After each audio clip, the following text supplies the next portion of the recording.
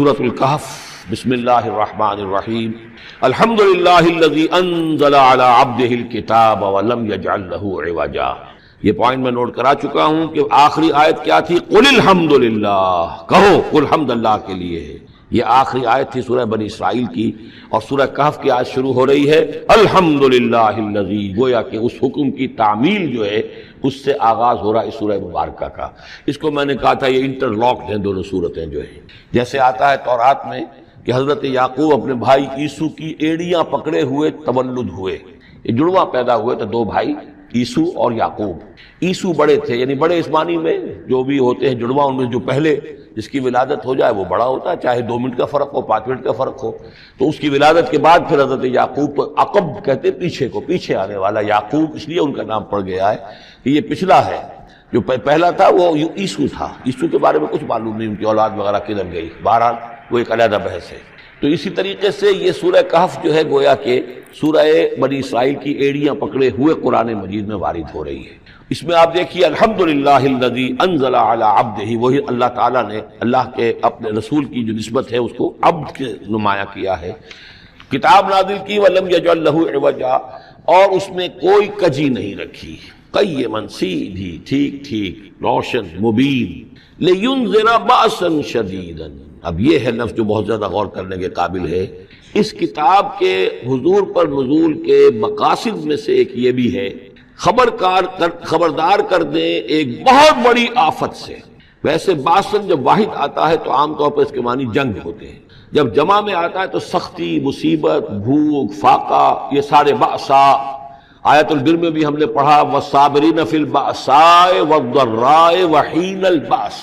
باسا جب جمع میں آیا ہے تو فقر و فاقہ، تکلیف، مصیبت، اور حین الباس جنگ کے وقت۔ تو ان دونوں کو ذہن میں رکھیے، بہت بڑی آفت، بہت بڑی آفت، بہت بڑی آفت ایک تو ہے دجالی فتنے کی، دجال المسیح الدجال جو آنے والا ہے، جس کے بارے میں حدیث میں آتا ہے کہ کوئی نبی اور رسول ایسا نہیں گزرا جس نے اپنی قوم کو دجال کے فتنے سے آگاہ نہ کیا ہو، اور پوری انسانی تاریخ میں دجال کے فتنے سے بڑا کوئی فتنہ نہیں، اور وہ ہر بندہ مومن کے امتحان کے لیے کڑا ترین جو ہے مرحلہ آ جائے گا، سخت ترین امتحان اس کا لیا جائے گا۔ تو یہ جو سختی ہے اس کی خبر دیتے ہوئے یہ سورہ مبارکہ نازل ہو رہی ہے، اور خاص طور پر اسے باسن اگر جنگ کے معنی میں لیں تو الملحمۃ العظمیٰ، کتاب الملاحم، جو کہ آپ دیکھیں گے احادیث کی کتابوں میں پورا باب ہے کتاب الملاحم، اور اس کا تعلق بھی دجال کے ساتھ ہے، کیونکہ پھر دجال ہی کو قتل کریں گے حضرت مسیح علیہ السلام نازل ہو کر۔ تو یہ سارا مسئلہ جو ہے اس کی خبر دینے کے لیے قیما لینذر بأسا شدیدا من لدنہ، گویا کہ یہ جو احادیث کی کتابوں میں آپ کو حدیث کے ابواب ملتے ہیں، چاہے وہ کتاب الفتن ہو اور چاہے وہ کتاب جو ہے آثار قیامہ ہے، اس طرح کے جتنے بھی ہیں، اور کتاب الملاحم ہے، یہ گویا کہ اس کی شرح ہے لینذر بأسا شدیدا من لدنہ، اور یہ ہوگا بھی خاص اللہ کی طرف سے، یہ آزمائش بھی، یہ دجال کا فتنہ بھی، یہ بہت بڑی جنگ بھی، جس کو آرمگڈون کہتے ہیں، کرسچین جو ٹریڈیشن ہے اس میں اس کے لیے لفظ ہے آرمگڈون، ایک بہت بڑی جنگ ہوگی۔ ڈکشنری میں بھی آپ دیکھیں گے کہ خیر اور شر کی قوتوں کے درمیان اس دنیا کے خاتمے سے پہلے ایک بہت بڑی جنگ ہونی ہے جس کا نام یہ آرمگڈون ہے۔ لینذر بأسا شدیدا من لدنہ ویبشر المؤمنین الذین یعملون الصالحات، اور تاکہ بشارت دے وہ ان اہل ایمان کو جو نیک عمل کرتے ہوں، ان لہم اجرا حسنا، کہ ان کے لیے ہوگا بہت اچھا بدلہ، ماکثین فیہ ابدا، اور وہ اس میں رہیں گے ہمیشہ ہمیشہ۔ یہ جو دجالی فتنہ ہے اس کے ساتھ ایک خاص مناسبت ہے سورہ مبارکہ کی۔ احادیث میں آتا ہے کہ دجالی فتنے کے اثرات سے بچنے کے لیے اس سورہ مبارکہ سے ذہنی اور قلبی رشتہ مفید ہے، اس کی تلاوت کرتے رہنا، خاص طور پر جمعے کے روز پوری سورہ کہف، ورنہ یہ کہ کم سے کم اس کی ابتدائی اور آخری آیات ان کی بڑی اہمیت ہے۔ دجالی فتنہ اصل میں کیا ہے سمجھ لیجئے کہ ایک تو ہے دجالی فتنہ بالعموم، دجل کہتے ہیں فریب کو، جیسے کہ کوئی نبی نہیں ہے وہ اس نے فریبی لبادہ اوڑھ لیا، نبوت کا دعویٰ کر رہا ہے، وہ دجال ہے۔ تو اس طرح کی تو حضور نے فرمایا ہے کہ 30 دجال پیدا ہوں گے، انہی میں سے ایک ہمارے زمانے کے اندر جو ہے یہ غلام احمد قادیانی بھی تھا، وہ دجال تھا جس نے کہ اعلان کیا کہ میں نبی ہوں جبکہ وہ نبی نہیں تھا۔ تو فریبی بنا ہوا جس نے کہ ملمہ اپنے اوپر چڑھایا ہوا ہے۔ اسی طریقے سے دجالی فتنہ یہ جو ہے اس پوری دنیا میں اس وقت جو فتنہ ہے وہ یہ ہے کہ مادہ پرستی کا اتنا غلبہ ہو چکا ہے ذہنوں کے اوپر، افکار کے اوپر، لوگوں کے نظریات کے اوپر، لوگوں کے اخلاق کے اوپر، لوگوں کے اقدار جو ہیں، ویلیوز جو ہیں اس کے اوپر، کہ وہ آخرت کو بالکل بھول گئے، اللہ کو بھول گئے، اسباب کے اندر گم ہے، مسبب الاسباب سے ذہول ہو گیا، دنیا ہی دنیا ہے، آخرت کو بھولے ہوئے ہیں، مادہ ہی مادہ ہے، روح سے کوئی سروکار ہی نہیں۔ یہ ہے بالعموم جس کا نام دجالی فتنہ ہے، کہ حقیقت کے اوپر پردہ پڑا ہوا ہے، آخرت پر دنیا کا پردہ پڑا ہوا ہے۔ یہ دنیا جو ہے در حقیقت کیا ہے؟ وَمَا الْحَيَاةُ الدُّنْيَا إِلَّا مَتَاعُ الْغُرُورِ، یہ دھوکے کا سامان ہے۔ اصل زندگی کو اس نے ڈھانپا ہوا ہے، ہم نے یہ سمجھ لیا کہ زندگی یہی ہے، اسی کے لیے بھاگ دوڑ محنت صبح و شام، اسی کے مستقبل کی فکر ہے، لیکن اصل زندگی اس کی کوئی فکر ہی نہیں ہے۔ باقی ایک دجال جو ہے جو آئے گا، وہ معاملہ احادیث کے اندر بھی بڑی طوالت کے ساتھ ہے، اور اس میں کافی پیچیدگیاں بھی ہیں، بعض چیزیں جو ہیں ایک دوسرے سے کچھ مختلف بھی ہیں، اس میں پھر اہل علم کو بہرحال مطابقت پیدا کرنی پڑتی ہے۔ میں نے جہاں تک اپنی کوشش کی ایک رائے تک میں پہنچا ہوں، لیکن ابھی میں اسے بیان نہیں کر رہا ہوں۔ بہرحال دجالی فتنے کی خبریں موجود ہیں بہت شدت کے ساتھ، اور اس صورت کا پڑھنا جو ہے اس میں بہت مفید ہے۔ اس صورت کے مضامین کا دجالی فتنہ بالعموم سے کیا تعلق ہے وہ تو اس ہم دورہ ترجمہ دوران کے اس کے دوران بھی آپ کو معلوم ہو جائے گا، لیکن اس کے جو خاص بڑے مباحث ہیں، خاص طور پر یہ کہ ایک ہمارے بہت بڑے عالم گزرے ہندوستان میں اس صدی کے آغاز میں، مولانا مناظر حسن گیلانی، انہوں نے اس میں باقاعدہ کتاب لکھی ہے، آپ کو مل جائے گی بازار میں بھی، اصحاب کہف کے جو کا معاملہ سورہ کہف کے مباحث ہیں ان کے۔ میں نے اس کو اپنی ایک تقریر کے اندر کسی خطاب جمعہ میں سورہ کہف کے مضامین کا خلاصہ بیان کیا تھا، جس کا عنوان ہے دنیا کی حقیقت۔ ظاہر بات ہے تفاصیل زیادہ جو ہیں وہ میرے لیے ممکن نہیں ہے کہ اس دورہ ترجمہ کے دوران بیان کر سکوں۔ وَيُنذِرَ الَّذِينَ قَالُوا اتَّخَذَ اللَّهُ وَلَدًا، اور خبردار کر دے ان لوگوں کو جنہوں نے کہا کہ اللہ نے بیٹا بنایا۔ یہ ساری دجالیت جو ہے اس کی جڑ کیا ہے؟ مسیحیت، جو موجودہ مسیحیت ہے، جو حقیقت میں مسیحیت نہیں ہے، پالزم ہے، جس کی بنیاد تثلیث پر ہے کہ اللہ کا بیٹا بنا دیا حضرت مسیح علیہ السلام کو، اور انہیں کفارہ بنا دیا تمام جو بھی مان لے ان کو ان کے گناہوں کا، پیش کی معافی ہے ان کے گناہوں کی جو حضرت مسیح پر ایمان لے آئے، اور نمبر 3 شریعت ساقط کر دی، اور نمبر 4 سارا اختیار جو ہے وہ پوپ کے ہاتھ میں دے دیا گیا کہ تم جو چاہو جس چیز کو چاہو حلال کرو، جس چیز کو چاہو حرام کر دو۔ ان چیزوں نے مل کر نفس مذہب کو اس قدر قابل نفرت شے بنا دیا کہ یورپ کے عوام کے اندر مذہب کے خلاف شدید نفرت پیدا ہو گئی۔ چنانچہ اس کے بعد جب مسلمانوں کے زیر اثر وہاں پر علم پھیلا ہے، ہسپانیہ کی یونیورسٹیوں سے علوم اور فنون جو ہیں یہ فرانس اور اٹلی اور جرمنی کے نوجوان آتے تھے، اور وہاں آ کر وہ قرطبہ اور غرناطہ اور طلیطلہ کی یونیورسٹیوں سے پڑھ کر جاتے تھے، تو ان کے زیر اثر جو ایک ریفرمیشن شروع ہوئی، اصلاح مذہب، اور ایک رینائسنس، تحریک احیاء العلوم، وہ جو اصل تو تحریک تھی اس بات کی کہ انسان علم کی طرف دوبارہ رجوع کرے، لیکن یہ کہ وہ علم جب آگے بڑھا ہے تو وہاں پہ عیسائیت کے خلاف جو رد عمل تھا اس کی وجہ سے اس میں مذہب کی دشمنی جو ہے اس تحریک کے اندر خود بخود شامل ہو گئی۔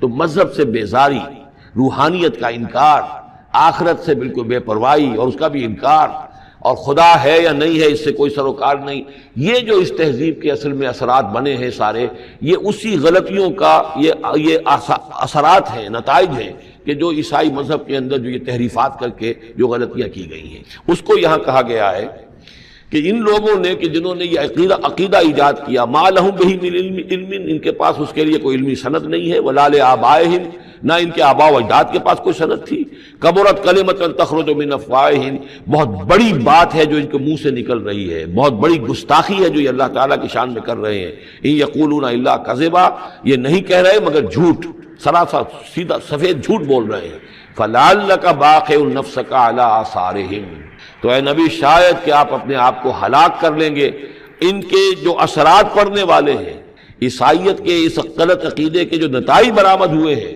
جب یہ نتائج ظاہر ہوں گے تو وہ اتنے سنگین ہوں گے، فلعلک باخع نفسک، کہ ان کے احساس سے اور ان کے ادراک سے شاید کہ آپ اپنے صدمے سے اپنے آپ کو ہلاک کر لیں، ان لم یؤمنوا بہذا الحدیث اسفا، اگر یہ لوگ اس حدیث پر، اس قرآن پر، یہ بات جو بتائی جا رہی اس پر ایمان نہ لائے، اس پر ایمان نہ لائے، اپنے اس غلط عقیدے پر قائم رہے، اس غلط مذہب کو انہوں نے برقرار رکھا، تو اس کا جو رد عمل ہوگا نوع انسانی پر، اور اس سے تاریخ انسانی اور انسانی ثقافت جس غلط رخ پر پڑے گی، جو دجالیت کا فتنہ اسے جنم لے گا، ان تمام چیزوں کے اثرات سے شاید آپ کو اتنا صدمہ ہو کہ فَلَعَلَّكَ بَاخِعٌ نَفْسَكَ عَلَىٰ آثَارِهِمْ إِن لَّمْ يُؤْمِنُوا بِهَٰذَا الْحَدِيثِ أَسَفًا إِنَّا جَعَلْنَا مَا عَلَى الْأَرْضِ زِينَةً لَّهَا، ہم نے زمین کے اوپر جو کچھ ہے اسے اس کا گہنا بنا دیا ہے، بناؤ سنگھار بنا دیا ہے، زینت بنا دیا ہے۔ یہ آپ نوٹ کر لیجئے، لفظ زینت اور زمین میں اس کی زیبائش اور آرائش، یہ اس سورہ مبارکہ کا عمود ہے، یعنی اس کو اتنا کھبا دیا ہے نگاہوں میں اللہ نے کہ آخرت سے خود بخود انسان غافل ہو جاتا ہے۔ یہ پردہ پڑ گیا ہے، چمک دمک ہے، یہ کاریں ہیں، یہ بلڈنگیں ہیں، یہ کوٹھیاں ہیں، یہ عالیشان عمارتیں ہیں، یہ کیا کچھ اس کی جو یوں سمجھیے پومپ اینڈ شو جو ہے اس وقت دنیا کا، اور ظاہر بات ہے امریکہ میں جا کر دیکھیے تو جو کچھ یہاں دیکھ رہے ہیں اس سے 10 گنا 100 گنا 1000 گنا آپ کو نظر آئے گا، عقلیں دنگ ہو جاتی ہیں۔ نتیجہ کیا نکلتا ہے کہ انسان یہ سمجھتا ہے کہ اصل شے یہی مادہ ہی ہے، اصل ہدایت پہ یہی لوگ ہیں، یہی لوگ ہیں صحیح معنی میں کہ جنہوں نے واقعتاً علم حاصل کیا ہے، لہذا ان کی غلط تہذیب، ان کا غلط تمدن، ان کے تمام غلط ثقافت کے معاملات کے بھی ہم اسی طریقے سے پیروی کر رہے ہیں۔ یہ سارا مسئلہ جو ہے وہ اس لیے ہے کہ یہ چمک دمک دنیا کی جو زیبائش اور آرائش، اس سے ہم متاثر ہیں۔ انا جعلنا ما علی الارض زینۃ اللہ، جو کچھ زمین کے اوپر ہے اسے ہم نے اسے اس کے لیے بناؤ سنگھار بنا دیا، لنبلوہم، تاکہ ہم آزمائیں ان کو، ایہم احسن عملا، کون ہے ان میں سے اچھے عمل کرنے والا۔ یعنی اب یوں دیکھیے وہ شعر جو ایک ہے، اگرچہ ذرا تھوڑا سا شان باری تعالیٰ کے اعتبار سے تو شاید اتنا مناسب نہ ہو، لیکن یہ کہ مفہوم کو ادا کرتا ہے کہ رخ روشن کے آگے شمع رکھ کر وہ یہ کہتے ہیں ادھر آتا ہے دیکھیں یا ادھر پروانہ جاتا ہے۔ ایک طرف ذات باری تعالیٰ ہے اور ایک طرف یہ دنیا ہے، اس کی چمک دمک ہے۔ اب یہ پروانہ جو ہے یہ انسان، اس کا امتحان ہے، آیا یہ اللہ اور آخرت کی طرف جا رہا ہے یا دنیا کی طرف اور دنیا کی زیبائش اور آرائش کی طرف جا رہا ہے۔ جو زیبائش اور آرائش کی طرف چلا گیا وہ گیا، وہ تباہ و برباد ہو گیا، فقط خسر خسرانا مبین۔ اور جس نے اس دنیا کی زیبائش اور آرائش اس سے منہ موڑ کر وہ جو حقیقت جو اصل حسن ازلی ہے اللہ تعالیٰ کا، اور اس کا جو جلال اور کمال ہے، اور جو آخرت کی نعمتیں ہیں ان کو اختیار کر لیا، وہ کامیاب ہو گیا۔ تو امتحان اتنا ہی ہے کہ رخ روشن کے آگے شمع رکھ کر وہ یہ کہتے ہیں ادھر جاتا ہے دیکھیں یا ادھر پروانہ آتا ہے۔ وَإِنَّا لَجَاعِلُونَ مَا عَلَيْهَا صَعِيدًا جُرُزًا، اور یہ کہ جو کچھ بھی اس پر ہے ہم ایک وقت آئے گا کہ اس کو بنا کر رکھ دیں گے جیسے کہ میدان جس میں سے کہ فصل کاٹ لی گئی ہو۔ جب قیامت ہوگی کیا ہوگا یہاں پر اسی زمین کو، نہ یہاں پہ کوئی وہ پہاڑ رہ جائیں گے کوٹ کوٹ کر چپٹی کر دی جائے گی، نہ یہ آپ کے پاس جو ہیں وہ اسکائی اسکریپرز رہ جائیں گے، نہ یہ اعلیٰ شان عمارتیں ہوں گی، کچھ نہیں ہوگا۔ یہ سب برابر ہوگا جیسے کہ کسی کھیت کے اندر فصل کاٹ دی جاتی ہے تو اب وہ پڑا ہوتا ہے ویران۔ وَإِنَّا لَجَاعِلُونَ مَا عَلَيْهَا صَعِيدًا جُرُزًا، ہم اسے کر کے چھوڑیں گے ایسا کھیت کہ جہاں پر چورا پڑا ہوا ہو، صرف بچا کھچا جو ہے وہ اس کا توڑی کا، اور کچھ نہ ہو۔ ام حسبت ان اصحاب الکہف والرقیم کانوا من آیاتنا عجبا، اب یہاں سے اصحاب کہف کی بات شروع ہو رہی ہے، کیونکہ پوچھوایا تھا یہودیوں نے اصحاب کہف کون تھے۔ کیا تم سمجھتے ہو کہ اصحاب الکہف والرقیم، رقیم جو ہے ان کی تختی تھی ایک جس کے اوپر ان کے حالات لکھ کر، جو ان کے ایک جو کہف تھی ان کی غار جو تھی اس کے اوپر لگا دی گئی تھی، تو انہیں اصحاب الکہف بھی کہتے ہیں، اصحاب الرقیم بھی کہتے ہیں، یہ دونوں انہیں ایک ہی گروہ کے نام ہیں۔ کیا وہ تمہارے خیال میں ہماری بڑی عجیب آیات میں سے تھا؟ یعنی واقعتاً بات تو غیر معمولی تھی، لیکن حقیقت میں ہمارے ہاں تو ہماری تخلیق میں، ہماری صنائی میں اس سے ہزاروں گنا زیادہ عجیب باتیں ہوتی ہیں، ہمارے لیے تو وہ کچھ ہے ہی نہیں کسی بھی درجے میں، تم سمجھتے ہو کہ شاید وہ بہت بڑی بات ہے۔ یہ سابق کہف کا جو قصہ ہے، اب میں سمجھتا ہوں کہ پورے وثوق کے ساتھ ہم کہہ سکتے ہیں کہ یہ قصہ کیا تھا۔ دیکھیے جب حضرت مسیح علیہ السلام آئے ہیں تو یہ پورا علاقہ جو ہے فلسطین کا، اور یہاں پہ جو آپ نے تبلیغ کی ہے، تو یہ اس وقت رومن امپائر کا ایک حصہ تھا۔ اگرچہ مقامی طور پر ایک لوکل بادشاہ جو تھا یہودی وہاں پر حکومت کر رہا تھا، لیکن وہ پپٹ تھا، اصل میں تو حکومت جو تھی رومیوں کی، جو رومی تھے بت پرست۔ اور اس کے بعد چونکہ انہوں نے بغاوت کی، حضرت مسیح تو اٹھا لیے گئے سن 30 عیسوی کے آس پاس یا 33 عیسوی کے آس پاس، لیکن اس کے بعد جو ہے ان یہودیوں نے بغاوت کی رومیوں کے خلاف، جس کے نتیجے میں سن 70 عیسوی میں ٹائٹس رومی نے تو ان کی حکومت بھی ختم کی اور بیت المقدس کو برباد کیا، یروشلم کو تباہ کیا، 1,33,000 یہودیوں کو قتل کیا اور ان کو بھیج دیا، نکال دیا وہاں سے باہر۔ اس وقت کا معاملہ یہ ہے کہ اب کوئی اکے دکے جو بھی رہ جاتے تھے یہاں پر، کوئی یہودی یا عیسائی، یہودیوں کو تو نکال دیا، عیسائی رہ گئے، لیکن عیسائیوں پر بھی بہت ظلم ہوتا تھا۔ یہ موحد تھے، حضرت عیسیٰ کے ماننے والے، وہ بت پرست تھے۔ تو اس زمانے میں کہیں بادشاہ کوئی تھا، ڈیسیس یا دقیانوس جس کو کہتے ہیں، اس کے زمانے میں کچھ جو عیسائی تھے حضرت عیسیٰ پر ایمان رکھنے، آج کے عیسائیوں پر قیاس نہ کیجیے، جو نصارہ تھے حضرت عیسیٰ کو ماننے والے جو موحدین تھے، ان میں سے کچھ نوجوانوں کی پیشی ہوئی بادشاہ کے دربار میں۔ انہوں نے کہا کہ تم اپنے نئے دین سے اگر باز نہیں آؤ گے، اتنے دن کی مہلت تمہیں دی جا رہی ہے تو تمہیں سولی چڑھا دیا جائے گا، بس مہلت دی جا رہی ہے، جاؤ غور کر لو، سوچو۔ ان لوگوں نے آ کر سوچا کہ اب نہ تو ہمارے لیے یہ ممکن ہے کہ ہم مقابلہ کر سکیں، چلو کسی غار میں چھپ جاتے ہیں، دیکھیں اللہ تعالیٰ کیا کرتا ہے ہمارے لیے۔ وہ ایک غار میں جا کر چھپے ہیں، اور غار میں جا کر چھپے ہیں تو اللہ نے انہیں وہاں پر سلا دیا، موت طاری نہیں کہ سلا دیا۔ اللہ کروٹ بھی بدلواتا رہا، ان کے لیے سارا کچھ بندوبست کیا، اللہ کی قدرت میں تھا۔ حضرت عزیر کو 100 برس کے لیے مار دیا تھا، موت کے بعد ان کو دوبارہ زندہ کر دیا۔ لیکن یہ کہ ان کا معاملہ یہ ہے کہ ان کو وہاں پر جو ہے تقریباً 300 برس یہ وہاں پر پڑے رہے اس غار کے اندر۔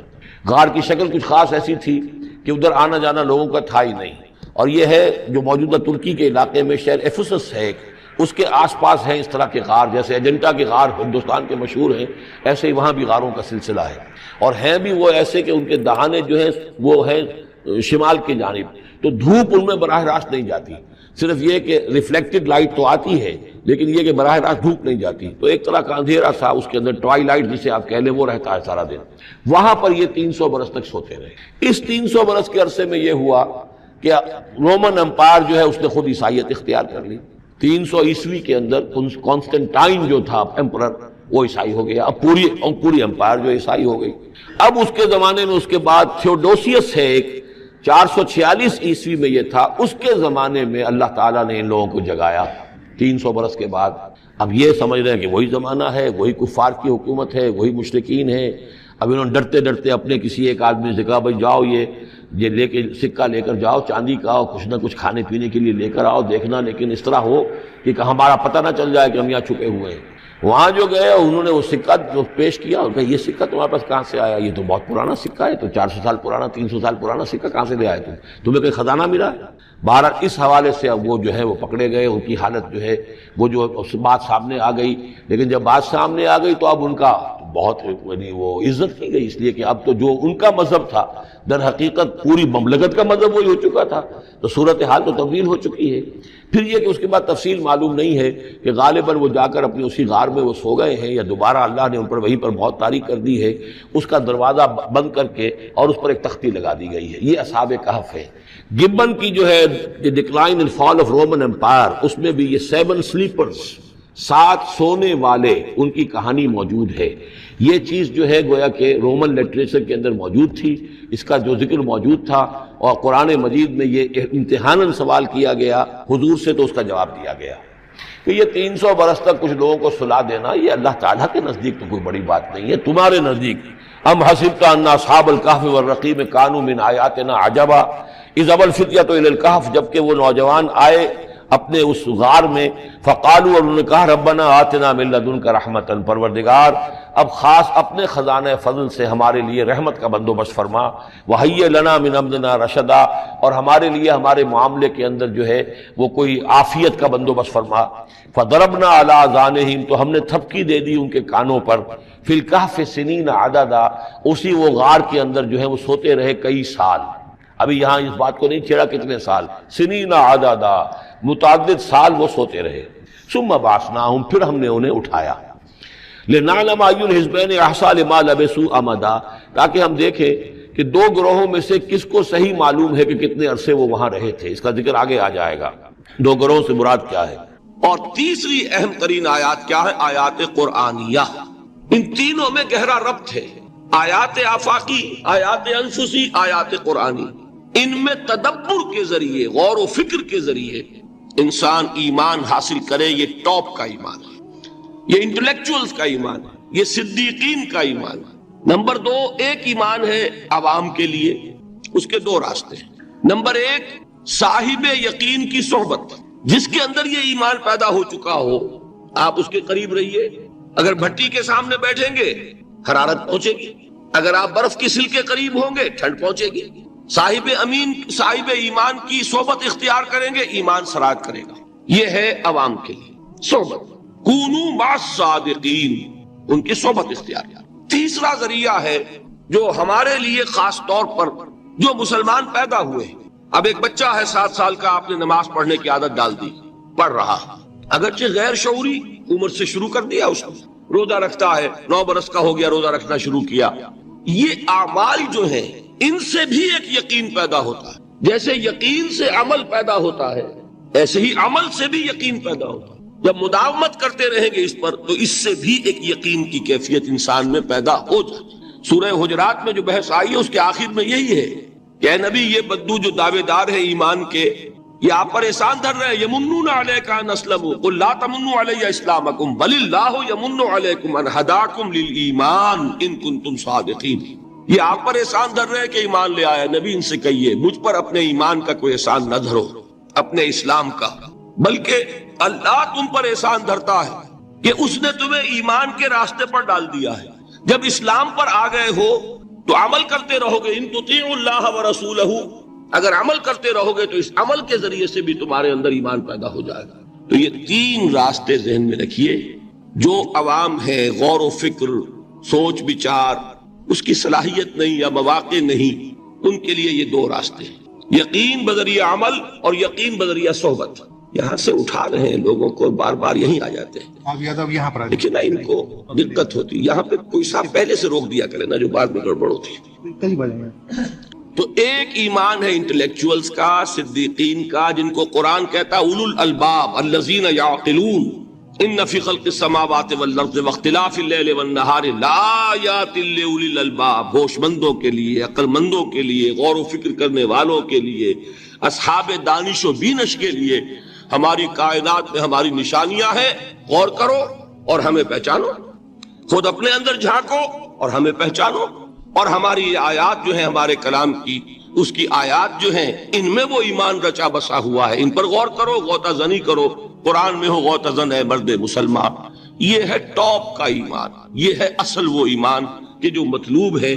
اب باقی حضرات جو ہیں ان کے قریب رہیں گے، ایمان حاصل کر لیں گے، اور جو اعمال اللہ نے بتائے ہیں ان پر عمل کرتے رہیں گے، ایمان حاصل. اب دوسری بات کی طرف آئیے. نفاق سے کیسے بچا جائے اس کے لیے بھی 3 عمل ہیں. پہلی چیز، اور 2 چیزیں تو وہ ہیں کہ جو سورہ منافقون ہی کے دوسرے رکوع میں بیان ہوگی. پریونشن کیسے ہوگی، بچو گے کیسے؟ دوام ذکر، اللہ کو یاد رکھو. یا ایھا الذین آمنوا لا تلہکم اموالکم ولا اولادکم عن ذکر اللہ ومن یفعل ذلک فاولئک هم الخاسرون. دل کو غفلت میں مت آنے دو. دل غافل ہوگا شیطان کا ڈیرا بن جائے گا. وہ دوام ذکر میں، البتہ یہ ذہن میں رکھیے کہ دوام ذکر کا ذریعہ کیا ہے، اس میں مغالتے ہیں لوگوں کو. جو سب سے بڑا ذکر ہے اس کو بھولے ہوئے ہیں، اور جو تیسرے چوتھے نمبر کا ذکر ہے اس کو سمجھ بیٹھے ہیں کہ بس یہی ذکر ہے. سب سے بڑا ذکر، مجسم ذکر قرآن ہے. الذکر انا نحن نزلنا الذکر وانا له لحافظون. وہ الذکر کون سا ہے؟ قرآن. اسی کو فرمایا، میں نے وہ آیت سنائی تھی کہ لوگ تنزیہ کہتے تھے یا ایھا الذی نزل علیہ الذکر انک لمجنون. حضور سے مخاطب ہو کر کہتے ہیں فلاں جس کے اوپر کے اس کے خیال کے مطابق ذکر نازل ہوا ہے، ہم تو تمہیں پاگل سمجھتے ہیں. وہاں بھی لفظ کیا ہے؟ الذکر. تو معلوم کیا ہوا؟ انا انزلنا الیک الذکر لتبین للناس ما نزل الیہم. یہ الذکر ہے. تو اس سے بڑا ذکر کوئی نہیں.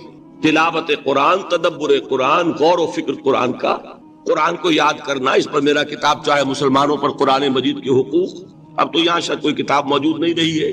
بہرحال اگر آپ کو ضرورت ہوتی ہے پاکستان سے منگا لیتے ہیں، ہر شے پڑھیے، انشاءاللہ آ جائے گی چیز. نمبر 2 ذکر کیا ہے؟ اقیم الصلاۃ لذکری. نماز کو قائم کرو میری یاد کے لیے. یہ ذریعہ ذکر میں، وہ تو ہے ہی مجسم ذکر، اور یہ ذریعہ ذکر میں سب سے اہم ہے. یہ عملی ذکر بھی ہو رہا ہے اور قولی بھی ہو رہا ہے. سورہ فاتحہ پڑھی آپ نے، قرآن شریف کی کچھ آیات پڑھی، پھر رکوع کیا.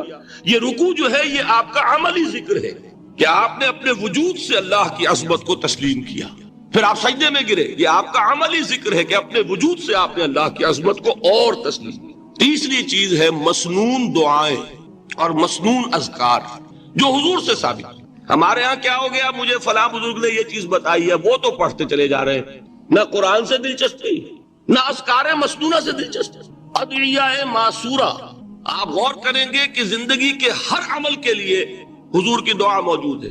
صبح اٹھے دعا ہے، آنکھ کھلتے ہی بیت الخلاء میں داخل ہونے لگے دعا ہے، نکلے دعا ہے، وضو کرنے بیٹھے دعا ہے، فارغ ہوئے دعا ہے، مسجد کے لیے گھر سے نکلے دعا ہے، مسجد میں داخل ہوئے دعا ہے، مسجد میں تو ہے ہی ذکر، نماز ہے، تلاوت ہے، باہر نکلے دعا ہے، گھر میں داخل ہونے لگے پھر دعا ہے، سواری پر سوار ہو رہے ہیں دعا ہے، اتر رہے ہیں دعا ہے، شیشہ دیکھ رہے ہیں دعا ہے، کپڑے پہن رہے ہیں دعا۔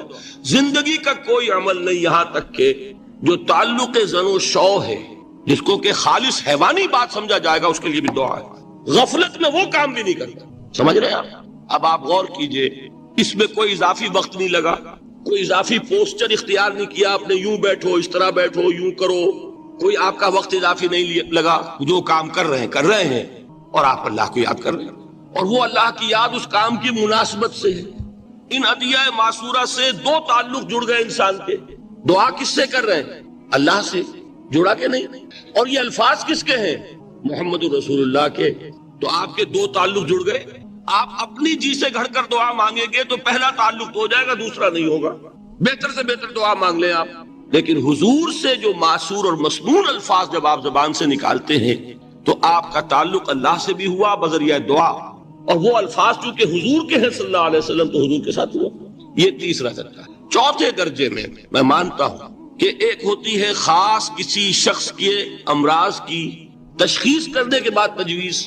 کوئی اگر طبیب ہے، ماہر طبیب روحانی، وہ آپ کو دیکھے گا تو اندازہ لگائے گا کہ آپ میں کیا کمی ہے، اس کے مطابق آپ کو ذکر بتائے گا۔ بھئی فلاں آیت کا مراقبہ کیا کرو۔ کسی میں بزدلی ہوتی ہے، کسی میں مال کی محبت زیادہ ہوتی ہے، کسی میں توکل کی کمی ہے، کسی میں شہرت کی خواہش ہے، نمایاں ہونے کا جذبہ ہے، کسی میں تکبر ہے۔ سب کا ایک سا برس تو نہیں ہوتا نا۔ تو یہ در حقیقت اندھے کی لاٹھی سے نہیں چلنے والی بات، یہ تو ماہر کی کا کام ہے کہ وہ تجویز کرے کہ تمہارے لیے خاص طور پر ذکر یہ۔ در حقیقت ہمارے جو یہ سلسلے تھے سلوک کے، یہ بڑے ماہر ہوتے تھے، یہ لوگ بڑے ماہر اطباء تھے۔ یہ جو علم نفسیات ہے اس کے ہمارے صوفیاء سے بڑھ کر کبھی کوئی عالم گزرا ہی نہیں دنیا میں۔ فرائیڈ کیا ہے اور ایڈلر کیا ہے اور یونگ کیا ہے، بچے ہیں۔ ہمارے صوفیاء کرام نے جس طرح انسان کی نفسیات کو سمجھا اور وہ ان کی مناسبت سے تجویز کرتے تھے، لیکن اس کو رکھا جائے گا چوتھے نمبر پر۔ جیسے مولانا احمد علی صاحب فرمایا کرتے تھے، بھائی اس آیت کا مراقبہ کیا کرو۔ مراقبہ کیا مانی؟ اب ان الفاظ کو بھی ہم نے خام خواہ کچھ خاص ایک شکل دے دی۔ مراقبہ کیا؟ توجہ کرنا، دھیان کرنا، خاص اس آیت کے اوپر، اس کے معانی پر اپنے ذہن کو جمانا۔ وہ کیوں ہے؟ تاکہ آپ کے اندر جو کمی ہے اس کی تلافی اس سے ہو۔ لیکن یہ کہاں آئے گا؟ چوتھے نمبر، سمجھ گئے؟ تو نفاق سے بچنے کا ذریعہ، پریونشن کیا ہے نفاق سے؟ دوام ذکر۔ نہ تمہیں تمہاری اولاد، نہ تمہارے اموال، نہ تمہاری تجارت، نہ کاروبار اللہ کے ذکر سے غافل نہ کر سکے۔ پنجابی میں کہتے ہیں کہ ہتھ کارول اور دل یار ول۔ کام کر رہے ہیں آپ، لیکن یہ کہ دل اللہ کے ساتھ لگا ہوا ہے، زبان تر ہے اللہ کی یاد سے۔ جو قرآن یاد ہے، گاڑی میں آپ بیٹھے جا رہے ہیں، 2 گھنٹے آپ کو کار میں لگانے ہیں، قرآن شریف پڑھتے جائیے، اس سے بڑا ذکر ہی کوئی نہیں۔ یہ ہے پریونشن۔ اب اگر مرض ہو جائے تو کیا؟ اس کے لیے 2 چیزیں ضروری ہیں۔ ایک دیکھیے، عجیب ہے یہ، نفاق کا علاج انفاق سے، صرف ایک الف لگانا۔ انفاق کے معنی اور ہے، یہ بنا ہے کس سے؟ نفقت الدراہم، پیسے ختم ہو گئے، مک گئے، یا نفق الفرس، گھوڑا مر گیا۔ تو مال کو کھپانا، لگانا اللہ کی راہ میں۔ اگر دل میں نفاق کی کوئی آلائش آئی ہے تو اس کا ازالہ ہوگا انفاق فی سبیل اللہ سے۔ مال اللہ کی راہ میں دیجئے، صدقہ کیجئے، خیرات کیجئے، دیجئے، اللہ کے دین میں لگائیے۔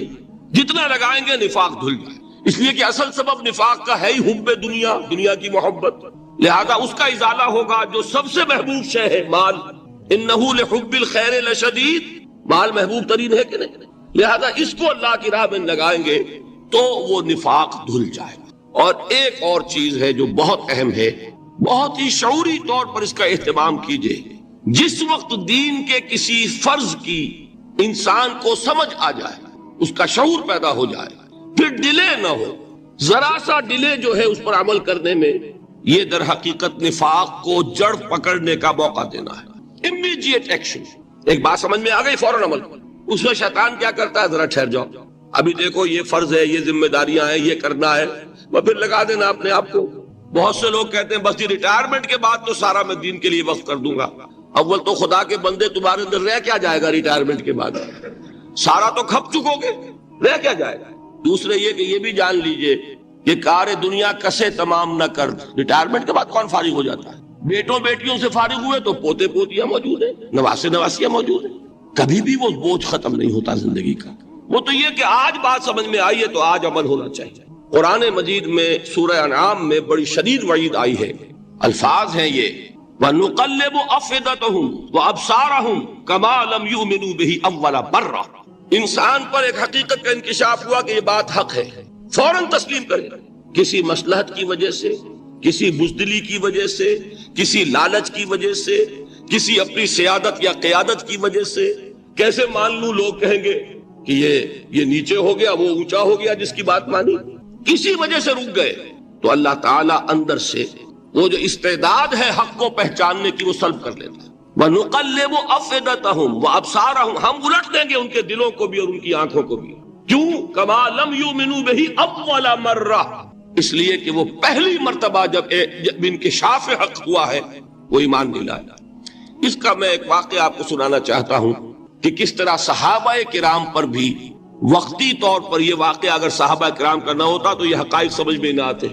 غزوہ تبوک کے موقع پر یہ میں جملہ انکمپلیٹ رہ گیا، ضعف ایمان کا حملہ ہو جاتا تھا، نفاق کا نہیں معاذ اللہ.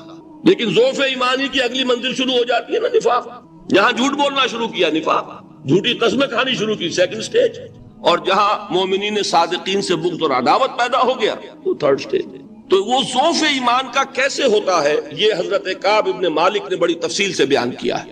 غزوہ تبوک کے موقع پر جہاں منافقین نے آ کر جھوٹے بہانے بنائے، جھوٹی قسمیں کھائیں اور حضور سے ایگزمپشن لے لی، چھٹی لے لی، رخصت لے لی، وہاں 3 ایسے صحابہ بھی تھے جو مومن صادق تھے، لیکن وقتی طور پر شیطان نے انہیں ورغلایا. کیسے ورغلایا وہ سمجھ لیجیے. کعب ابن مالک نے تفصیل سے بیان کیا ہے، اور میرے نزدیک یہ جہاں تک میرا مطالعہ ہے طویل ترین حدیث ہے، بخاری اور مسلم میں بھی موجود ہے. حضور جب واپس آئے ہیں اور اب آپ نے ایک ایک کو بلایا. جن لوگوں نے تو پہلے جھوٹی قسمیں کھا لی تھی ان کو تو بلانے کی ضرورت نہیں تھی، لیکن کچھ لوگ ایسے بھی تھے کہ جنہوں نے ایگزمپشن بھی نہیں لی تھی اور گئے بھی نہیں تھے. اب ان کو آپ نے ایک ایک کر کے پیشی ہوئی. آپ کیوں نہیں گئے تھے؟ تو اب جو منافقین تھے ان میں سے انہوں نے اس موقع پہ جھوٹی قسمیں کھا لی. خدا کی قسم حضور ہم تو بالکل تیار تھے، پوری میں نے تیاری بھی کر لی تھی، پورا ارادہ تھا، یہ وقتی طور پر یہ مصیبت مجھ پر آ پڑی. جس نے قسم کھائی انہوں نے کہا اچھا ٹھیک ہے جائیے. کعب ابن مالک کی باری آئی تو ان کے الفاظ اپنے یہ کہ جب میں پیش ہوا تو حضور کے چہرے مبارک پر ایک غصے والی مسکراہٹ تھی. زہر خند کہتے ہیں، ایک مسکراہٹ ہے لیکن غصے کے ساتھ، غضبناک. آپ فرمائیے آپ کیوں نہیں گئے؟ حضرت کعب یہ فرماتے ہیں کہ میں نے عرض کیا کہ حضور زبان میرے پاس بھی ہے، جھوٹ میں بھی بول سکتا ہوں، لیکن جھوٹ بول کر میں اس وقت آپ کی ناراضگی سے تو بچ جاؤں گا لیکن اللہ کے پکڑ سے نہیں بچ سکوں گا. میں اعتراف کرتا ہوں کہ جتنا صحت مند میں اس زمانے میں تھا کبھی نہیں تھا، جتنا فارغ البال اس وقت تھا کہ میرے پاس ساز و سامان موجود تھا راستے کے لیے، اتنا میں کبھی نہیں تھا. لیکن ہوا کیا؟ ہوا یہ کہ مجھے میرے نفس نے، شیطان نے پٹی پڑھائی. وہ پٹی کیا پڑھائی کہ حضور تو 30,000 کے لشکر کے ساتھ چلیں گے تو لشکر تو سلولی موو کرے گا نا، تمہارے پاس بڑی تکڑی، بڑی توانا صحت مند اونٹنی ہے، تم ذرا 2 دن بعد چلنا تیزی کے ساتھ اور حضور سے مل جانا. بس یہ تاخیر کارواں. تو انہیں خیال آیا کہ ابھی 2 دن گھر کی ٹھنڈی چھاؤں ہے، میں یہاں پہ جو آرام ہے وہ کر لوں. مجھے جگر کا شعر یاد آیا ہے کہ تپتی راہیں مجھ کو پکاریں، دامن پکڑے چھاؤں گھنیری. ایک طرف فرض کی پکار ہے، اس میں تو ظاہر بات ہے کہ وہ تپتی راہیں ہیں. لا تنفروا فی الحر سنا چکا ہوں آیت. یہاں گھر میں نخلستان میں کھجوروں کی چھاؤں میں اہل و عیال میں یہ ٹھنڈی چھاؤں جو ہے یہ پکڑ رہی ہے. بھائی 2 دن ٹھہر کے چلے جانا، ٹھیک ہے، کوئی نیت میں خرابی نہیں نا. اس کے بعد پھر جب ابھی 2 دن اور ٹھہر جاؤ، یہ تو بڑا لمبا سفر ہے، ذرا تیز اور دوڑ لینا. تو فرماتے ہیں کہ حضور میں اسی طریقے سے تاخیر و تعویق میں پڑا رہا، یہاں تک کہ ایک روز اچانک مجھ پر یہ چیز منکشف ہوئی کہ تو میں چاہے کتنا بھی تیز چل لوں میں آپ سے نہیں مل سکتا، میرے اعصاب ڈھیلے ہو گئے، اس طرح میں محروم رہ گیا۔ حضور نے بائیکاٹ کا حکم دیا صحابہ کو، 3 صحابہ تھے ایسے، 2 اور تھے جنہوں نے اسی طریقے سے اعتراف کیا۔ حضور نے حکم دے دیا کوئی ان سے گفتگو نہ کرے، سوشل بائیکاٹ، بڑی سخت سزا تھی جو دی گئی ہے، اس کی بڑی تفاصیل ہے، اللہ تعالیٰ شوق دے تو وہ حدیث پوری پڑھی ہے، میں نے تو 2 جمعوں میں ایک مرتبہ صرف اس ایک حدیث کو بیان کیا تھا، شاید کہیں کیسٹس ہوں میرے ہاں، ہمارے نمبر کوئی مجھے یاد نہیں۔ صبح کا وقت ہے، آنکھ بھی کھلی ہے، کوئی اذان کی آواز بھی کان میں آئی ہے، آپ کا نفس کہتا ہے ابھی سو جی، آپ نے اپنی چادر یا کمبل کو درست کیا اور کروٹ لیا، یہ کیا ہے؟ آپ نے کس کا حکم پیچھے پھینکا اور کس کا حکم مانا؟ اللہ کے حکم کو پیچھے پھینک دیا، نفس کے حکم کو آگے رکھا۔ یہ شرک، اس شرک کو جاننے والے بہت کم ہیں۔ مولانا روم نے خوب کہا تھا، نفس ماں ہم کم ترس فرعون نیست لیکن ایراعون نیست، میرا نفس بھی فرعون سے کم نہیں ہے۔ فرعون نے کہا تھا نا الیس لی ملک مصر وہذہ الانہار تجری من تحتی، کیا اس ملک مصر کی حکومت میری نہیں ہے؟ اور سارا جو یہ آب پاشی کا نظام ہے، انہار کا نظام ہے، وہ میرے کنٹرول میں نہیں ہے، جس کا چاہوں موگا کھلا رکھوں، جس کا چاہوں بند کر دوں۔ یہ تھا خدائی کا دعویٰ، انا ربکم الاعلی۔ تو مولانا روم کہتے ہیں میرا نفس بھی اس سے کمتر نہیں ہے، وہ کہتا یہ جسم میرا ہے، اس پر میرا حکم چلے گا، میں نہیں جانتا کون اللہ کون رسول، کیا حرام کیا حلال۔ تو فرعون سے کم تو نہیں ہے میرا نفس، لیکن ایراعون اس کی بہت مدد تھی، فوج تھی، لاؤ لشکر تھا، تو اس نے زبان سے بھی کہہ دیا کھل کر انا ربکم الاعلی۔ میں مسکین ہوں، غریب ہوں، میرے پاس کوئی طاقت نہیں ہے، میں زبان سے تو کچھ نہیں کہہ سکتا، اندر سے میرا نفس یہی کہتا۔ یہ نفس کی حکومت قرآن کہتا ہے، میں حیران ہوتا ہوں، 2 جگہ یہ مضمون آیا ہے، ارأیت من اتخذ الہہ ہواہ افانت تکون علیہ وکیلا۔ اے نبی تم نے دیکھا اس شخص کو، اس کے حال پر غور کیا جس نے اپنی خواہش نفس کو اپنا الہ بنا لیا ہے۔ اللہ اکبر، الہ لا الہ الا اللہ، کلمہ توحید کا مرکزی لفظ یہاں آ رہا ہے، من اتخذ الہہ ہواہ، جس نے اپنی خواہش نفس کو اپنا معبود بنا لیا، الہ بنا لیا۔ افانت تکون علیہ وکیلا، کیا آپ ایسے شخص کی کوئی ذمہ داری لے سکتے ہیں؟ سود حرام ہوا کرے جی، حرام حرام، ہمارا دھندا جو ہے وہ آگے بڑھ نہیں سکتا۔ اللہ کے حکم کو پیچھے ڈالا، نفس کے تقاضے کو آگے رکھا۔ کون معبود ہے آپ؟ نام عبداللہ رکھیے، نام عبد الرحمن رکھیے، ہے عبد النفس، نفس کے بندے، نفس کے غلام۔ پوچھا گیا ایو الہجرت افضل یا رسول اللہ، اے اللہ کے رسول بتائیے سب سے اعلیٰ ہجرت کون سی ہے، افضل؟ فرمایا ان تہجر ما کرہ ربک، ہر اس چیز کو چھوڑ دو جو تمہارے رب کو پسند نہیں۔ آج رات ہی سے آپ ہجرت شروع کر سکتے ہیں، جائزہ لیجئے کیا کیا چیزیں میری زندگی میں خلاف شریعت ہے تو اللہ کو ناپسند ہے، فیصلہ کیجئے کہ آج کے بعد نہیں ہوگی، ہجرت شروع ہو گئی۔ افضل الہجرہ، سب سے افضل ہجرت شروع ہو گئی۔ المجاہد من جاہد نفسہ، جہاد تو یہاں سے شروع ہو گیا، اپنے نفس کے خلاف جہاد کرنا۔ صبح نفس نے کہا ابھی سو جا، آپ نے نفس کی بات کو رد کیا، اپنا کمبل اٹھا کے پھینکا، اٹھے، وضو کیا، نماز کے لیے آپ مسجد چل دیے، آپ نے جہاد کیا نفس کے خلاف، یہ افضل الجہاد ہے۔ افرأیت من اتخذ الہہ ہواہ افانت تکون علیہ وکیلا، کیا تم نے غور کیا اس شخص کی حالت پر جس نے اپنی خواہش نفس کو اپنا معبود بنا لیا، الہ بنا لیا، کہہ رہا ہے لا الہ الا اللہ، لا الہ الا اللہ، لیکن الہ تو اس کا لفظ ہے۔ ظاہر بات ہے فرعون نے اگر دعویٰ کیا تھا میں تمہارا خدا ہوں، انا ربکم الاعلی، تو کیا اس کا مطلب یہ تھا کائنات میں نے پیدا کی ہے، تمہیں میں نے پیدا کی ہے؟ ذرا سوچیے، کیا وہ بزرگ موجود نہیں ہوں گے جنہوں نے اسے دیکھا ہو کہ آج اس کی ولادت ہوئی تھی، کل اس کی کوئی اور سیری بنی ہوئی تھی؟ یہ کیسے دعویٰ کیا تھا؟ میرا حکم چلے گا، میں نہیں جانتا، الیس لی ملک مصر، مصر کی حکومت میری ہے کہ نہیں؟ قرآن حکیم نے بھی سورہ آل عمران کے آخری رکوع میں ذکر کو سب سے پہلے اور سب سے اہم عامل کی حیثیت سے شمار کیا، چنانچہ اس کی پہلی آیت جو ہے سورہ آل عمران کے آخری رکوع کی، اس میں تو وہی مضمون جو میں بیان کر چکا وہ آیا ہے، ان فی خلق السماوات والارض واختلاف اللیل والنہار لآیات لأولی الالباب، یقیناً آسمان اور زمین کی تخلیق میں اور دن اور رات کے الٹ پھیر میں نشانیاں ہیں ہوش مندوں کے، ان کے ذریعے سے انسانی شعور کے اندر وہ معرفت رب اجاگر ہوگی۔ وہ پہلا مرحلہ اس نے طے کر لیا، وہ ڈورمنٹ معرفت اب ایکٹیویٹ ہو گئی، اب مزید فکر کا مرحلہ ہے جو اگلی آیت میں آیا ہے، الذین یذکرون اللہ قیاما وقعودا وعلی جنوبہم ویتفکرون فی خلق السماوات والارض ربنا ما خلقت ھذا باطلا سبحانک فقنا عذاب النار۔ یعنی تفکر جو ہے، ویتفکرون فی خلق السماوات والارض، وہ تفکر کرتے ہیں، غور و فکر کرتے ہیں آسمان اور زمین کی تخلیق میں، لیکن اس تفکر کے ساتھ لازماً ذکر اور ذکر مدام، ذکر بھی وہ کہ جو مستقل ہو، ہر حالت میں ہو۔ الذین یذکرون اللہ قیاما وقعودا وعلی جنوبہم، وہ لوگ کہ جو اللہ کو یاد رکھتے ہیں، اللہ کا ذکر کرتے ہیں، کھڑے ہوئے بھی، بیٹھے ہوئے بھی، اور اپنے پہلوؤں کے بل یعنی لیٹے ہوئے بھی۔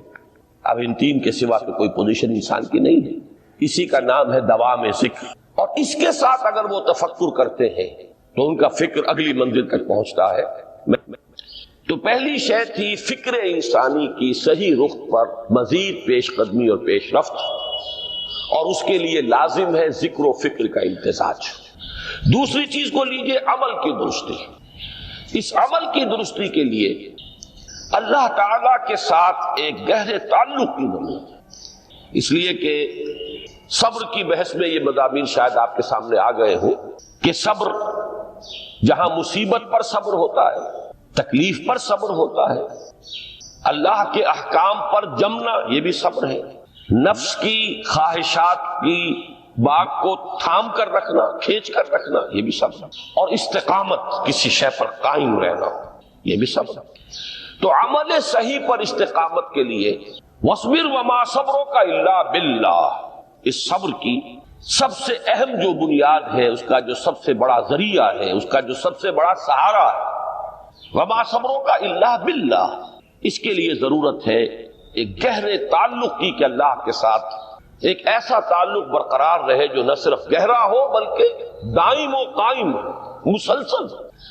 ذرا ظہول ہوگا تعلق مع اللہ میں، ذرا کمی آئے گی، شیطان کا وار کاری ہو جائے گا۔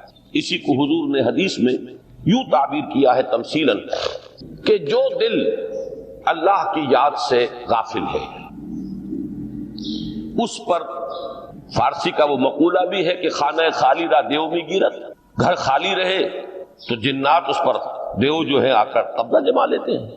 تو خانہ قلب جو ہے اگر یاد خدا بندی سے خالی ہو گیا تو شیطان ابلیس لعین اپنی تھوتنی ٹکا دیتا ہے۔ یہ لفظ آتا ہے سور کے منہ کے لیے تھوتنی، جس طرح اس کا نکلا ہوا سا منہ ہوتا ہے آگے، تو یہ لفظ استعمال کیا گیا کہ وہ اپنی تھوتنی انسان کے دل پر جما کر اور پھوکے مارنی شروع کر دیتا ہے۔ تو شیطان کو موقع ہی تب ملتا ہے جب انسان کے تعلق مع اللہ کے اندر کمی، وہ خانہ بالکل خالی ہو گیا ہو یا اتنا ضعیف ہو گیا ہو کہ کل عدم ہو جائے، گویا کہ نہیں۔ تیسری چیز کی طرف آئیے، روحانی ترقی۔ روحانی ترقی کے لیے میں ایک اصطلاح کے سامنے لا رہا ہوں، اس سے مراد کیا ہے؟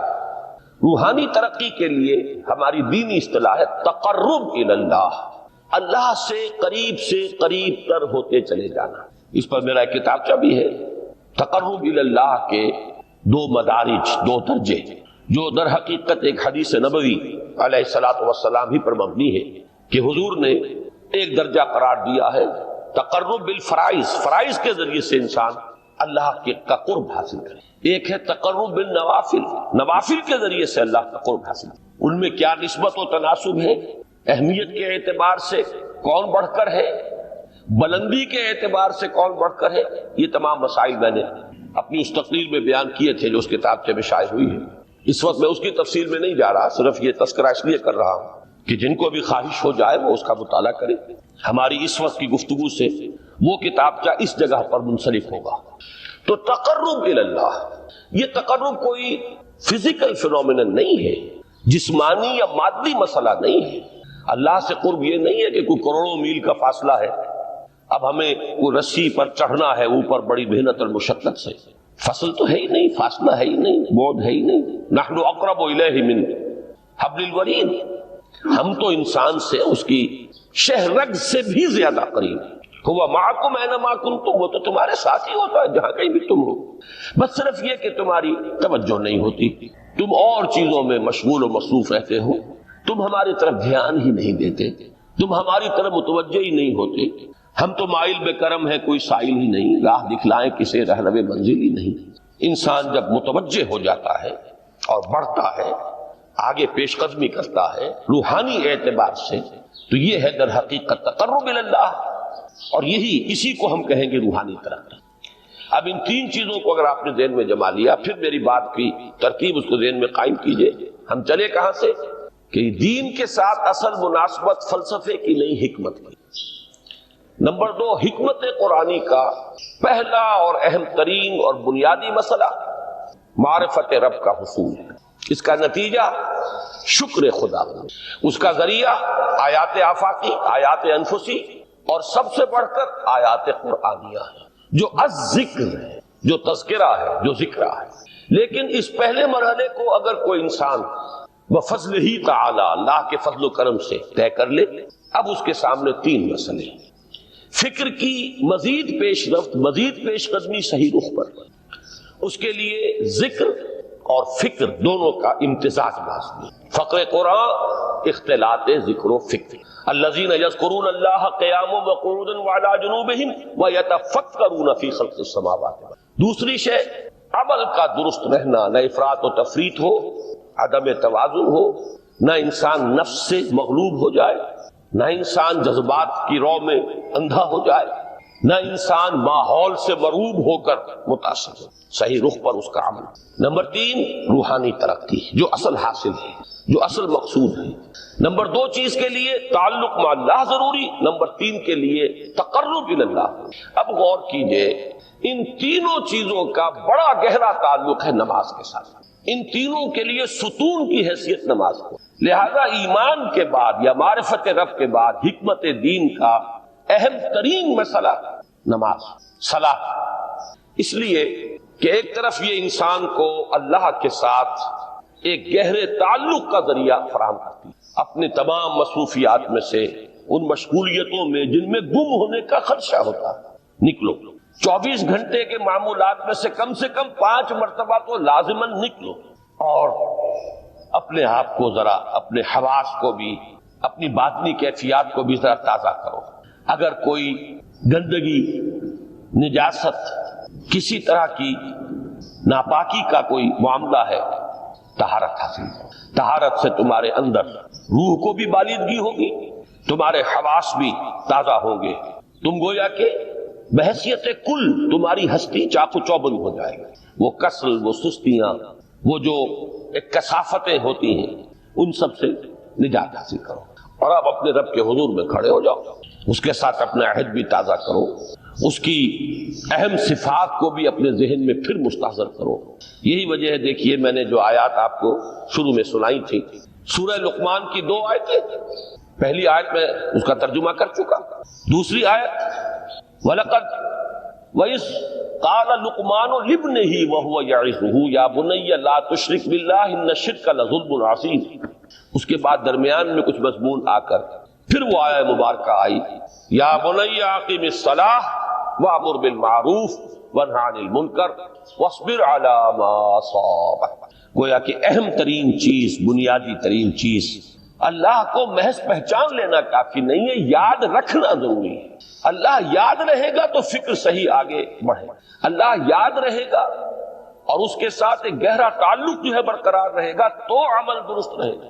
بالکل یہی بات سورہ طٰہٰ میں جو پہلی وحی حضرت موسیٰ علیہ السلام پر ہوئی، اور پہلا مخاطبہ ہے، چونکہ حضرت موسیٰ کو یہ انبیاء کرام کے مقدس گروہ میں ایک امتیازی حیثیت حاصل ہے کہ ان سے براہ راست گفتگو ہوئی ہے، اگرچہ صرف ایک پردہ تھا، اوٹ من ورائے حجاب گفتگو ہوئی ہے، لیکن یہ کہ کوئی فرشتے کا درمیانی جو ہے وہ لنک نہیں تھا، براہ راست اللہ تعالیٰ نے حضرت موسیٰ علیہ السلام سے کلام فرمایا۔ کلم اللہ موسیٰ تکلیما، موسیٰ سے تو اللہ نے کلام فرمایا جیسے کہ کلام کیا جاتا ہے۔ تو پہلا مخاطبہ ہے، یہ پہلا مکالمہ ہے، پہلی وحی کہیے، اسی میں یہ الفاظ بھی موجود ہیں، اننی انا اللہ لا الہ الا انا فاعبدنی واقم الصلاۃ لذکری۔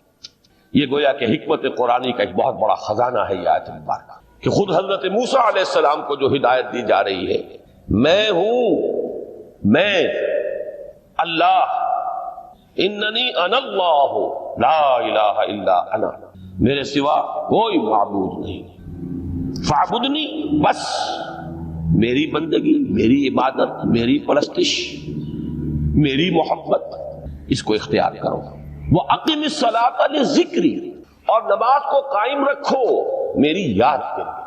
بلکہ اسی سلسلہ کلام میں آگے چل کر سورہ طٰہٰ میں آتا ہے، کافی گفت و شنید کے بعد جب حضرت موسیٰ نے کچھ معذرت بھی کی، کچھ دعائیں بھی کی، اللہ نے ایک دعا قبول بھی کی کہ ان کے بھائی کو بھی شریک کر دیا، حضرت ہارون کو بھی۔ اس کے بعد پھر جب فرمایا کہ اب جاؤ فرعون کی طرف، تو اس میں فرمایا وَلَا تَنِيَا فِي ذِكْرِي، اور دیکھنا یہ جو عظیم مشن تمہارے کندھے پر آ گیا ہے، بڑا بھاری اور کٹھن ایک فرض ہے جو تم پر عائد ہو گیا ہے، اس کے لیے سب سے بڑی تمہارے پاس جو قوت کا ذریعہ ہے وہ نماز ہے۔ اقیم فلا تنیا عن ذکری، میری یاد میں کبھی غفلت نہ کرنا، اس میں کبھی کوئی کمی نہ آنے دینا۔ جیسا کہ میں نے عرض کیا تھا کہ جیسے ہی وہ تعلق جو ہے کمزور پڑتا ہے یا منقطع ہو جائے معاذ اللہ، تو پھر انسان گویا کہ شیطان کے لیے ایک لقمہ تر بن جاتا ہے۔ اب آپ غور کیجئے، تیسری شے تقرب الی اللہ، اس کے حوالے سے بھی جو فرائض اور نوافل کی بات ہے اس کو اس وقت ذہن سے نکال کر یہ سمجھیے کہ اس میں نماز کا کیا مقام ہے، اس لیے کہ نماز فرض بھی ہے، نماز نفل بھی ہے، وہ تو دونوں میں شریک ہو جائے گا۔ اب اس کو لفظ صلاۃ کے حوالے سے آپ ان دونوں چیزوں کو سمجھیں۔ صاد لام واو یا یہ چونکہ حروف علت ایک دوسرے سے بدلتے رہتے ہیں، یہ جو مادہ ہے اس کی جو خالص لغوی اصل ہے، جو خالص عربی زبان میں اس کا بنیادی مفہوم ہے، وہ آگ جلانا یا آگ تاپنا یا آگ سینکنا، حرارت حاصل۔ لہذا بار بار آتا ہے جہنم کے ذکر میں اسلوہا، اب جلو اس میں، تاپو اس کو، یہ سینکے گی تمہیں۔ بلکہ تفتلون کا لفظ آیا ہے حضرت موسیٰ کے کلام میں، جب وہ گئے تھے کوہ طور پر، جب پہنچ گئے تو تھے آگ کی تلاش میں، لعلکم تفتلون، تو اپنے اہل خانہ سے یہی کہا تھا کہ مجھے کہیں وہ روشنی نظر آ رہی ہے، غالباً کوئی وہاں سے آگ مل سکے گی، ورنہ یہ کہ کوئی رہنمائی کو رستہ مجھے مل سکے گا، میں وہ آگ لے آؤں گا، کوئی چنگاری وہاں سے لے آؤں، لعلکم تفتلون، تاکہ تم، اب یہ اصطلاح در حقیقت باب افتعال ہے، اور یہ تے یہاں پر توئے کی شکل اختیار کر گئی، تا نے توبن کی صورت اختیار کی سواد کی وجہ سے۔ بہرحال اس کا سب سے بنیادی مفہوم جو ہے وہ ہے تاپنا، سکائی حاصل کرنا، حرارت۔ اس کے حوالے سے سمجھ لیجئے کہ سب سے بنیادی تعلق اس کا جو ہے وہ روح کے ساتھ ہے۔ روح میں محبت خداوندی کی آگ اگر ٹھنڈی پڑ گئی ہو، اگر محبت خداوندی کی حرارت میں کمی ہو گئی تو اس کو اثر نو، جس کو کہ میں آج سوچ رہا تھا تو ایک لفظ ذہن میں آیا کہ جیسے بیٹری اس کو ریچارج کیا جاتا ہے، اسی طریقے سے روح کے اندر محبت خداوندی کی اس حرارت کو اثر نو تازہ کرنا، یہ ہے در حقیقت نماز کا اصل مفہوم۔ اس لیے کہ اس لفظ کا بنیادی مفہوم، اصل لغوی مفہوم تو یہ، اگرچہ اس کا سب سے زیادہ کثرت سے جو استعمال ہوتا ہے، اور لفظ صلاۃ جس سے در حقیقت جس تصور پر مبنی ہے وہ ہے اقدام، کسی کی طرف متوجہ ہونا اور پھر دعا۔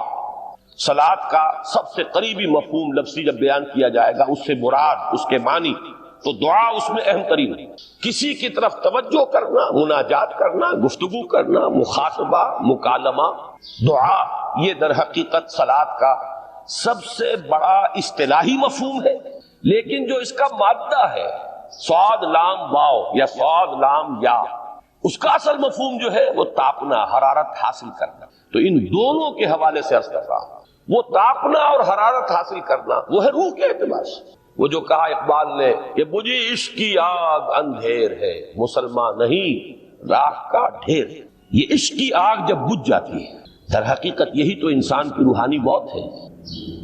جب یہ نہ رہے تو چاہے منطق میں بہت انسان ماہر ہو، مجھے اقبال کا ایک شعر یاد آیا تقابل کرتے ہوئے، ایک انسان محکوم اور ایک انسان حر، آزاد انسان، ان کی نفسیات میں جو بنیادی فرق علامہ اقبال نے مختلف مواقع پر بیان کیے ہیں۔ محکوم ہے بیگانہ اخلاص و مروت، ہر چند کے منطق کی دلیلوں میں ہے چالاک، تو منطق کی دلیلوں میں انسان چالاک ہو جائے اور وہ لغت ہائے حجازی کا وہ ایک خزانہ بن جائے، اسے تمام الفاظ کے معنی یاد ہو، وہ بڑے مسائل فقہ کے اسے ازبر ہو، جزیات بے انتہا جزیات جو ہے وہ مستحضر ہو، فلسفے کے بڑے بڑے مسئلے اس نے حل کر لیے ہوں، لیکن اگر روح میں وہ اللہ کی محبت کی آگ نہیں ہے، وہ تپش نہیں ہے، بجھی عشق کی آگ اندھیر ہے مسلمان نہیں راک کا ڈھیر۔ اسی کے حوالے سے آج مجھے یاد آیا تھا کہ وہ جو بڑی سادہ سی ایک نظم ہے، اللہ تعالیٰ سے دعا یا رب دل مسلم کو وہ زندہ تمنا دے، اس میں بھی جو الفاظ آئے ہیں، جو روح کو گرما دے اور قلب کو تڑپا، یہ ہے اصل جو مقصود ہے نماز کا۔ اور یہی وہ چیز ہے جیسا کہ میں نے عرض کیا تھا کہ نگاہوں سے اوجھل، یہ پہلو سامنے ہے ہی نہیں، دوسرا پہلو سامنے ہے اور وہ بھی میرے نزدیک بہت اہم ہے، بہت بنیادی ہے، اس میں کوئی شک نہیں، لیکن یہ ہے بلند ترین منزل کہ تقرب الی اللہ، اس کے لیے در حقیقت یہ کس لیے درکار ہے؟ روح کے اندر عشق کی حرارت اور گرمی تازہ ہوتا ہے۔ بسا اوقات یہ اندر دب جاتی ہے، جیسے انگارہ ہوتا ہے آگ کا، اس کے اوپر خاک اور راکھ آ جاتی ہے، اندر کچھ ہوتی ہے، آگ دبی ہوئی سمجھ، آگ بجھی ہوئی نہ جان، اس دبی ہوئی آگ کو پھر ایک شعلہ بنانا، پھر اس کے اندر ایک حیات تازہ پیدا کرنا، یہ ہے نماز کا اہم ترین اور بلند ترین مقصد۔ لیکن اس کے ساتھ ہی اس نماز میں ذکر ہونا، اس کا یہ ذکر ہے، اور ذکر کی جب میں فہرست بیان کیا کرتا ہوں بہت سے حضرات کے سامنے ہوگا کہ ذکر کا در حقیقت مفہوم ہے استحضار اللہ فی القلب۔ ہمارے ہاں غلطی سے جو ذرائع ذکر ہے انہیں ذکر قرار دے دیا گیا ہے۔ نماز ذکر نہیں ہے، نماز ذکر کا ذریعہ ہے۔ اقیم الصلاۃ لذکری، نماز قائم کرو میرے ذکر کے لیے۔ یہ اللہ اللہ کہنا یا ادعیہ معصورہ جو حضور صلی اللہ علیہ وسلم کی مسنون دعائیں ہیں، انہیں اپنے تمام معمولات دنیاوی کے ساتھ ساتھ ان دعاؤں کو بھی انسان پڑھتا رہے، اللہ سے دعا کرتا رہے، یہ تمام ذرائع ذکر ہیں۔ سبحان اللہ الحمدللہ الحمدللہ، اس کا آپ ورد کیجئے، یہ بھی ذریعہ ذکر ہے۔ حقیقت میں ذکر ہے استحضار اللہ فی القلب، اللہ کو دل میں لے آنا، اللہ کو دل میں حاضر کر لینا، اصل میں تو ترجمہ ہوگا، لیکن حاضر جاننا، یہ کیفیت جو ہے انسان کو حاصل ہوگا۔ اب اس کے حوالے سے ذرا بات سمجھیے کہ ایک تو میں عرض کر چکا ہوں مجسم ذکر تو قرآن ہے، لہذا ذکر کی فہرست جب آپ کریں گے ذرائع ذکر تو ان میں سب سے پہلے قرآن ہے، اس لیے کہ وہ ہماری حکمت کے پہلے مسئلے کو حل کر رہا ہے، بنیادی مسئلہ، اہم ترین مسئلہ۔ دوسرے نمبر پر ذکر جو ہے، اب اس کے لیے کچھ اصطلاحات جو میرے مختلف دروس میں شاید آپ کے سامنے بعد میں آئیں یا پہلی آ چکی ہوں، ان کے حوالے سے میری بات سمجھیں۔ ایک ذکر غیابی ہے، تھرڈ پرسن میں، صیغہ غائب میں اللہ کی یاد کرنا، اللہ اکبر اللہ اکبر اللہ اکبر۔ ابھی اللہ اکبر جو ہے یہ جملہ اسمیہ خبریہ ہے، ایک حقیقت کی تکرار آپ کر رہے ہیں، اللہ سب سے بڑا ہے، اللہ سب سے بڑا ہے، سبحان اللہ سبحان اللہ سبحان اللہ۔ یہ در حقیقت ذکر غیابی ہے کہ آپ اس میں مخاطب نہیں ہے اللہ سے، ایک ذکر خطابی کہیں یا ذکر حضوری کہیں، جس میں مکالمہ ہوتا ہے، جس میں گفتگو ہوتی ہے۔ تو نماز در حقیقت ذکر حضوری اور ذکر خطابی کی بلند ترین شکل، اس لیے میں نے عرض کیا تھا کہ نماز کے لفظ یا صلاۃ کے لفظ، یہ اصطلاحی معنی جو اکثر و بیشتر کیے جاتے ہیں وہ ہے دعا، اور دعا میں ہوتا کیا ہے؟ مکالمہ ہے، مخاطب، اے اللہ، اے میرے رب، اے پروردگار۔ پھر یہ کہ اس میں اقدام اور کسی کی طرف متوجہ ہونا، یہی وجہ ہے کہ افتتاح صلاۃ، نماز کو شروع کرنے کے لیے ایک تو وہ الفاظ جو قرآن مجید میں آئے ہیں، انی وجہت وجہی للذی فطر السماوات والارض حنیفا وما انا من المشرکین، یہ ہے توجہ کا ارتکاز، بشرطے کہ یہ صرف الفاظ ہی نہ نکل رہے ہوں، واقعتاً یہ تعبیر ہو اس وقت کی انسان کی نفسیاتی کیفیت کی، کہ شعوری طور پر وہ فیصلہ کرتا ہے کہ اب میں منقطع ہو رہا ہوں، ہر چہار طرف سے اپنی توجہ کو ہٹا کر، ہر مسئلے سے اپنے آپ کو خالی و ذہن کر کے، یعنی ظاہری اور باطنی دونوں اعتبار سے میں اپنی توجہ کا ارتکاز کر رہا ہوں اس ذات کی طرف جس نے آسمانوں اور زمین کو پیدا کیا، اور بالکل یکسو ہو کر رہا ہوں۔ انی وجہت وجہی للذی فطر السماوات والارض حنیفا وما انا من المشرکین۔ اور دوسری وہ جو دعا جس سے ہم افتتاح کرتے ہیں اپنی نماز کا، دیکھیں اس میں خطاب کا کس قدر اہتمام، وہاں سبحان اللہ نہیں ہے، سبحانک اللہم، پاک ہے تو اے رب ہمارے، وَبِحَمْدِكَ وَتَبَارَكَ اسْمُكَ وَتَعَالَى جَدُّكَ۔ آپ غور کر رہے ہیں، یہ ہے تخاطب، براہ راست مخاطب ہونا ہو رہی۔ تو سب سے پہلی بات تو یہ ہوئی کہ ذکر کی ایک شکل ہے ذکر غیابی، دوسری ذکر حضوری، اور ذکر حضوری یا ذکر خطابی کی بلند ترین منزل، بلند ترین اس کا ذریعہ نماز۔ اس کو ایک پہلو سے اور سمجھ لیجئے، سورہ فاتحہ جب پھر ہم پڑھتے ہیں جسے الصلاۃ کہا گیا ہے، جو لب لباب ہے، خلاصہ ہے، اس میں پھر تدریجاً غیاب سے حضور کی طرف پیش قدمی ہوتی ہے۔ الحمدللہ رب العالمین الرحمن الرحیم مالک یوم الدین، یہ ذکر غیابی ہے، اس میں ابھی خطاب نہیں آیا۔